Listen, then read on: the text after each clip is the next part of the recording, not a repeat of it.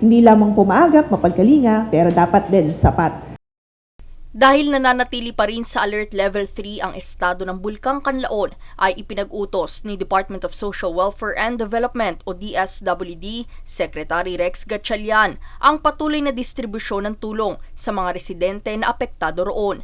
Base sa datos na ibinahagi ng DSWD ay nasa mahigit 46,000 katao ang naapektuhan sa rehiyon ng Western Visayas at Central Visayas. Higit 12 pamilya sa mga rehiyon na ito ang naitalang apektado at 27 barangay.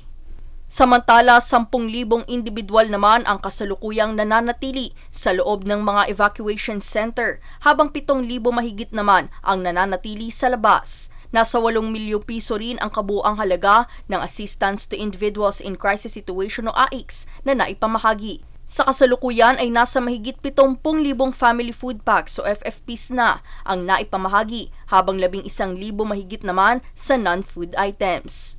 Ang DSWD naman po ay nakahanda rin, may mga stockpiles pa tayo na matatagpuan in strategic locations across the country. And nasa mahigit 2.1 million ang national stockpile po natin. At yan ay nagkakahalaga ng mahigit 1.5 billion pesos.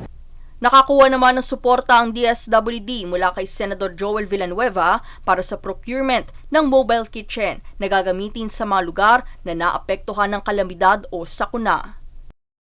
Daniza Lopez nag-uulat para sa Golden Nation Network.